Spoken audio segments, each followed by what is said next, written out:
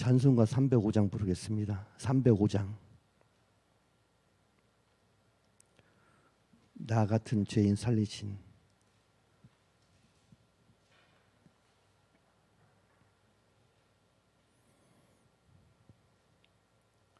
(305장)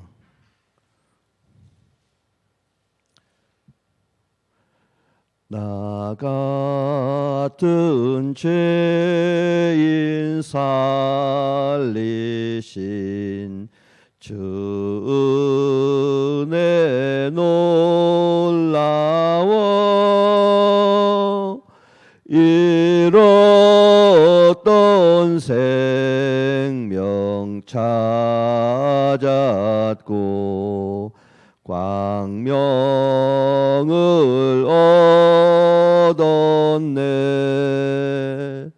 큰 죄악에서 건지신 주 은혜 고마워. 나 처음 믿은 그 시간 귀하고 귀하다. 이제껏 내가 산 것도 주님의 은혜라. 또 나를 장차 본향에 인도해 주시리. 거기서 우리 영원히 주님의 은혜로 해처럼 밝게 살면서 주 찬양하리라.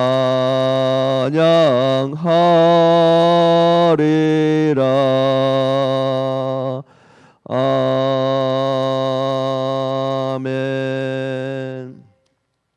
사도신경으로 신앙을 고백하겠습니다.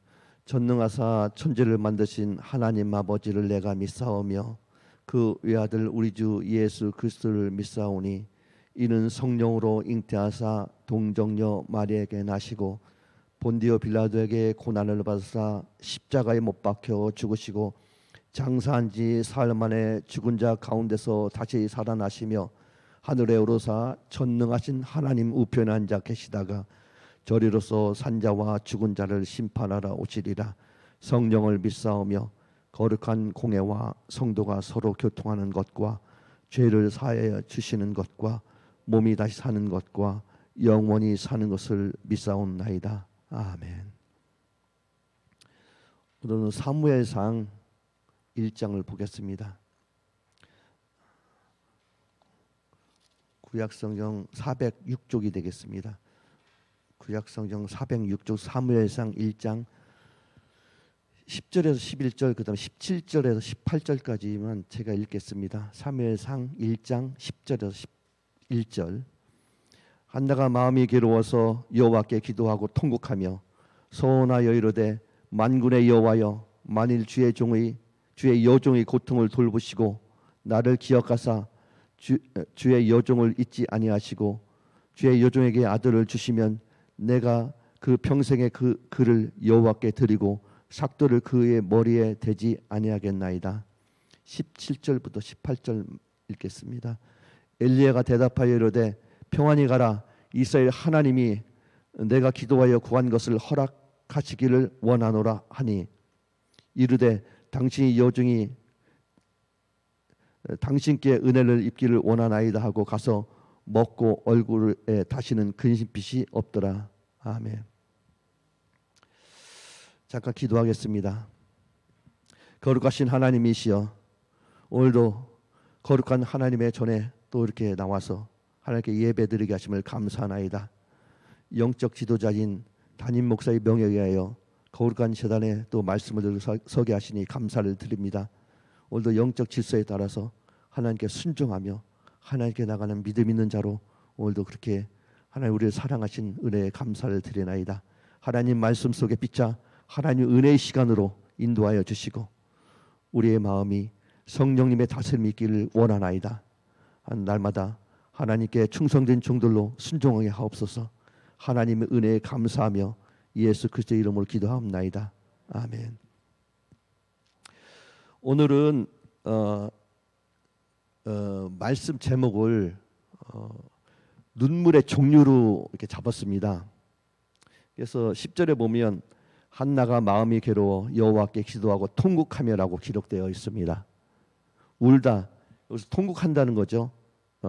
히브리어로 마카라고 하는 말씀인데 얌전히 눈물 흘리는 게 아니라 그런 울음이 아니라 슬픈 마음이 나여 통곡하며 우는 그런 뜻을 라는 단어로 쓰이고 있습니다.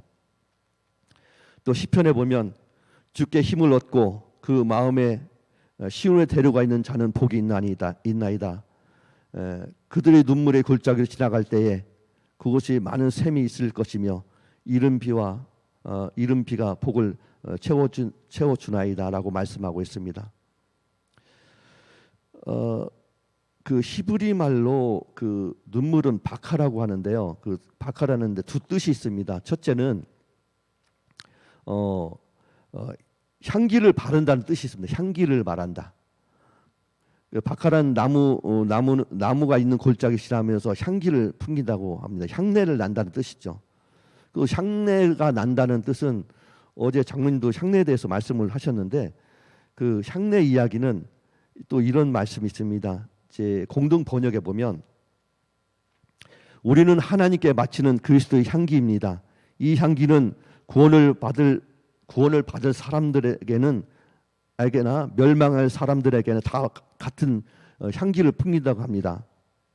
멸망당한 사람들에게 역겨운 죽음의 약취가 되고 구원을 받은 사람들에게는 감미로운 생명의 향기가 된다는 것이라고 그렇게 향기에 대해서 말씀하고 있습니다. 그래서 이런 향기 구실을 아무나 할 수 있는 것이 아닙니다. 예수 그리스도를 믿는 하나님의 백성들에게는 감미로운 향기가 난다고 합니다.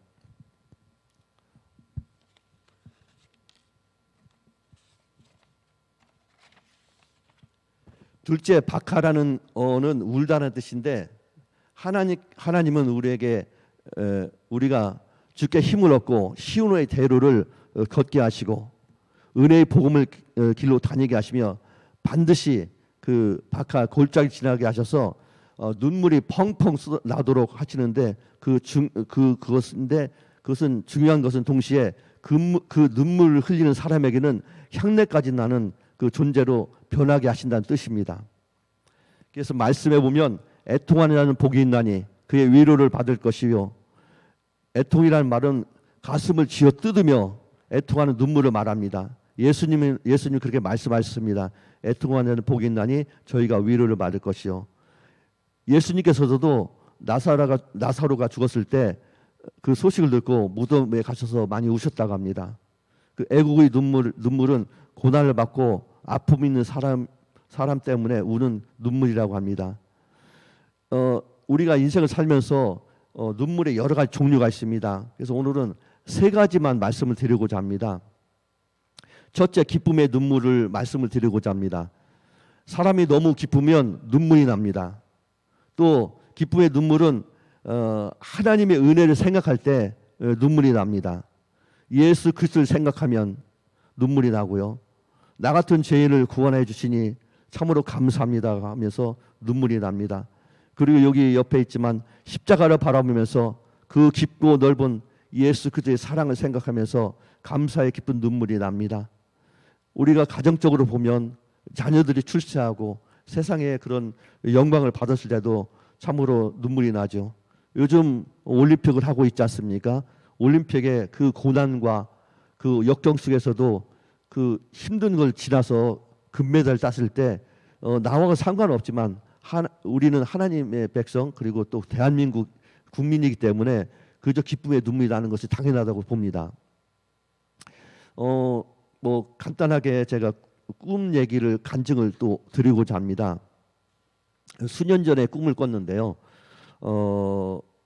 이제 예수 그리스도의 재림에 대해서 꿈을 꿨습니다. 꿈을 꾸는데 구름에 수많은 사람들이 셀 수 없는 사람들이 구름과 함께 이렇게 몰려오는데 그 앞에 어떤 서신이가 있습니다. 그 서신이가 그 광채가 형용할 수 없도록 그 큰 광채를 엄청난 광채를 보았는데요. 그때 나는 어디 있었는가? 저는 이 땅에 있었습니다. 저는 당연히 하나님의 백성이기 때문에 그 수많은 사람들 위에 있는 줄 알았는데 땅에 있는 제 자신의 모습을 보고 있었습니다. 직감적으로 내가 구원을 받지 못했구나. 이게 믿음을 믿는다고 하지만 구원받지 못하고 이 땅에서 저 사람들이 구름을 타고 예수 그리스도에 재림하는 그런 환상을 봤을 때 이게 참으로 이게 어찌된 일인가 저는 스스로 돌아볼 수밖에 없었습니다. 이거 큰일 난 것 아닙니까? 우리가 하나님의 백성인데 구원받지 못했다는 것은 좀 엄청난 사건이죠. 그래서 저는 이 구원받지 못했다는 것을 판단할 수밖에 없었고, 그런데 그곳에 주님의 구름 위에 수많은 사람 위에 같이 동참되어지는데 동참될 수 없었습니다. 그래서 저는 신앙생활에 그 기본적으로 무릎을 꿇을 수밖에 없었습니다. 그래서 무릎을 꿇고 그때부터 눈물의 회개를 기도를 하였습니다. 솔직히 기도하면서 얼마나 울었는지 모릅니다. 그런데 갑자기 제가 그 구름 속에 있는 사람들과 같이 동시에 그 올라가 있었던 것 순간적으로. 근데 회개의 기도 후에 나도 모르게 순간적으로 하나님 이 백성의 이렇게 올라가 있는 걸 봤을 때 그때는 그 감격은 이루 말할 수가 없었습니다. 오직 얼마나 기뻤는지 그 회개의 기도보다 그 구원받았다는 그 의미와 그런 모습을 통해서 감격의 눈물이 얼마나 흘렀는지 사실 백엔잎이 젖을 정도로 그렇게 깨어났을 때도 그 환상과 그 기쁨을 잊을 수가 없습니다. 지금도 나의 신앙에 그런 큰 힘이 되는 그 부분들이 그런 부분들입니다. 그래서 참으로 구원 받지 못했을 때와 구원 받았을 때의 그런 감격은 슬픔에서 기쁨의 눈물로 변화되는 것을 볼 수가 있었습니다. 사실 제가 이렇게 언변으로 표현을 잘 못합니다. 언변이 좀 우둔하고 그래서 그런 쪽은 젬병인데요. 아름답게 표현을 못합니다. 우리가 이제 그 요한계시록을 보면서 천국에 대해서 뭐 또 목사님께 말씀하시겠지만 천국은 사람의 언어로와 지금 이 지구상에 있는 것을 아무리 표현을 하려도 표현을 다 할 수 없다고 합니다.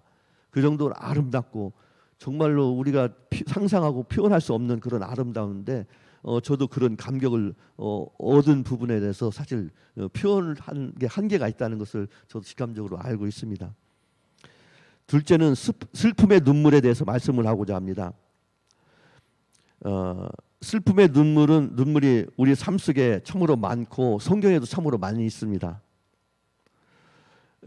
뭐 종교에서는 인생을 고해와 같다고 합니다. 이제 뭐 고해와 같다는 것은 뭐 고통스러운 바다라고 하겠죠. 현재 우리의 삶을 보면 뭐 코로나19로 통해서 또 경제적인 어려움, 또 나라와 나라 간에 왕래를 하지 못하고 또 현재 우리 지금 현실에 와닿아 있는 우리 세대에 참으로 이렇게 엄청난 질고가 있는 것은 좀 분명하다고 보고 참으로 견디기 어려운 그 질고를 지금 경험하고 있습니다. 물론 뭐 경제적인 어려움도 있지만 또 육체의 질고도 얼마나 고통스럽습니까? 특히 마음의 질고 얼마나 고통스러운지 모릅니다. 또한 혼자 눈물을 흘릴 때가 얼마나 많은지 모릅니다. 세상 살면서 낙심할 때 또 눈물을 많이 흘리고 있습니다. 이것이 슬픈 눈물입니다. 담임 목사님께서 늘 기도하실 때마다 성도님의 영혼과 육체와 그런 것들 회복을 위해서 늘 기도를 하고 계십니다. 그만큼 인생의 슬픔의 질구가 크기 때문입니다.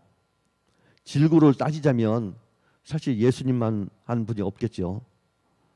이사야에서 보면 그는 멸치를 받아 사람들에게 버림을 받으며 간구를 많이 겪었으며 질구를 아는 자라 마치 사람들이 그에게서 얼굴을 가리는 것 같이 멸치를 당하였고 우리도 그를 귀히 여기지 아니하였도다. 우리의 질구는 예수님에 비해서는 비할 데가 없다고 한마디로 말해서 잼이 안 되는 거죠. 우리 인생이 그렇습니다. 그것이 나의 질구가 세상의 질구인 것처럼 그렇게 할 때가 참으로 많죠. 사실 뭐 손톱 밑에 가시가 박힌 것이 제일 아프다고 하지 않습니까? 그런데 예수 그리스도께서 그 질구를 당한 걸 우리가 생각할 때마다 얼마나 힘이 들고 어려운지 모릅니다. 그래서 계시록에 보면 모든 눈물을 그 눈에서 닦아주시니 다시는 사망이 없고 애통하는 것이나 곡하는 것이나 아픈 것이 다시 있지 아니하리니 처음 것이 다 지나갔음이라라고 말씀하고 있습니다. 이것은 이제 주로 장례식장에 많이 사용되는 말씀입니다. 셋째는 회개의 눈물을 말씀드리고자 합니다. 회개의 운동은 우리가 1000번을 부르고 100번을 부르고 1000번을 불러도 사실 부족한 부분이 참으로 많이 있습니다. 2017년 한 4년 전에 한국 기독교 원로 목회 재단과 한국 원로 목회자 교회가 공동 주최해서 회개의 눈물의 원로 목회자의 회개 기도의 대성회가 한국교회 백주년 기념관에서 있었습니다. 주제는 이랬습니다. 하나님, 나부터 회개합니다. 우리가 하나님 뜻대로 살지 못했습니다 하였다고 합니다. 공의로우신 하나님 앞에 엎드려 회개하며 나부터 먼저 회개한 자로 기도하는 운동이었습니다. 한편 모 장로님께서는 삼각산의 그 민족 복음화에 대한 열기가 밤낮 가리지 않고 기도하는 현장이었습니다. 기도의 용사들의 발길이 끊어지지 않았으며 나라와 민족과 교회와 가정을 위하여 통곡하는 회개의 메아리가 뒤흔들었던 곳이라고 힘주어 선포한 적도 있습니다. 사랑하는 성도 여러분, 우리의 신앙의 본체신 하나님을 바라보며 우리 스스로도 내가 먼저 하나님께 회개하고 그 회개 운동이 불기까지 일하는 우리 그런 교회가 되기를 소원합니다. 요즘 금요 철학기도 모임이 없지 않습니까? 이제는 찾아보기 힘든 시절이 왔습니다. 말 그대로 밤새워 하나님께 기도한 때가 있었습니다. 참 그때가 그립기도 합니다. 야곱이 야복강에서 밤새 씨름한 야곱을 아시죠? 그렇습니다. 우리의 삶의 모습 속에서 회개의 기도만이 나를 살리고 새로운 신앙의 기초를 놓게 될 것입니다. 그런 것을 믿어 의심치 않습니다. 저는 가끔 이런 마음이 들 때가 있습니다. 그래, 기도하면서 찬송하면서 순교하자. 사실 순교의 축복은 아무에게도 주어지지 않지만은 말입니다. 하여간 마음을 다하고 뜻을 다해서 하나님께 기도하고 찬양하는 성숙한 신앙인, 성산에 사랑하는 성도님들이 다 되기를 예수 그리스도의 이름으로 기도합니다. 여호와여, 내가 깊은 곳에서 주를 부르짖나이다. 주여, 내 소리를 들으시며 나의 부르짖는 소리에 귀를 기울이소서. 이 곤고한 자가 부르짖으며 여호와께서 들으시고 그의 모든 환난에서 구하셨도다. 내가 환난 중에 여호와께 아뢰며 나의 하나님께 부르짖나니 그가 그의 성전에서 내 소리를 들으시며 그의 앞에 부르짖음이 그의 귀에 들렸도다라고 시편에서 말씀하고 계십니다. 부르짖으라, 이는 히브리 말로 카라라고 말하고 있습니다. 절규하다라는 뜻을 담고 있습니다. 경주장에서 달리는 선수가 고린점에 눈앞에 보이면 속도를 늦추지 않고 더 이상 늦출 수 없어서 전력 질주하는 것을 볼 수 있습니다. 죽도록 힘을 다해서 뛰는 것입니다. 남은 힘이라고는 조금도 없이 기진맥진할 때가 뛰는 것입니다. 바로 부르짖는다는 의미는 그와 같은 것입니다. 조금도 몸에 힘이 남아있지 않고 기진맥진할 때가 전력 질주하여 부르짖는, 바로 그것에 부르짖는 기도라고 말하고 있습니다. 성경에서 사무엘상에서 말씀한 것처럼 한나가 아들 잉태하지 못하고 차별당하는 여인의 부르짖음이 이제 하나님께서 그 마음을 쏟아내고 심장을 쏟아내게 되는 것입니다. 하나님만이 그 문제를 해결할 분으로 굳게 믿고 하나님께 자신의 심정을 토하고 또 하나님께서 그 마음을 받으신 것입니다. 사랑하는 성산의 성도 여러분, 하나님께서 우리 애절함으로 하나님을 찾는 자에게 응답하시며 만나주시고 하나님 역사 속에 포함시켜 주실 것입니다. 백성들아 시시로 그를 의지하고 그 앞에 마음을 토하라. 하나님은 우리의 피난처시로다. 하나님께서 하나님께 나의 마음을 토해야 합니다. 애절하게 부르짖어 간구해야 합니다. 내 심정을 정직하게 내어 놓아야 합니다. 그러면 하나님께서 구원의 역사에 순종한 삶을 살게 할 것입니다. 감사합니다. 잠깐 기도하겠습니다. 거룩하신 하나님이시여, 한나가 기도하여 통곡하며 서원한 것을, 한나의 기도의 고백을 응답하시는 여호와시여, 우리도 그와 같이 괴롭고 힘든 세상을 사는 동안 오직 하나님을 의지하고 주님과 동행하는 삶이 되기를 소원하나이다. 한 주간도 아니 일평생 동안 하나님께 마음을 쏟으며 살아갈 수 있도록 믿음과 소망과 사랑을 우리에게 부어 주시옵소서. 특별히 성산의 제단이 한나와 같이 기도하는 제단으로 삼으사 하나님 백성들의 기도를 통하여 하나님의 구원의 역사를 이루어 주옵소서. 또한 많은 성도님께서 새벽을 깨우며 하나님께 기도를 드리고 있나이다. 그 마음의 소원들을 속히 응답되어지는 하나님의 놀라운 은혜를 입게 하여 주옵소서. 예수 그리스도 이름으로 기도합나이다. 하늘에 계신 우리 아버지여, 이름이 거룩히 여김을 받으시오며 나라가 임하오시며 뜻이 하늘에서 이루어진 것 같이 땅에서도 이루어지이다.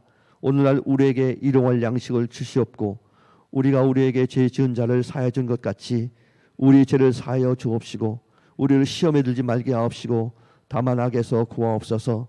나라와 권세와 영광이 아버지께 영원히 싸움나이다. 아멘.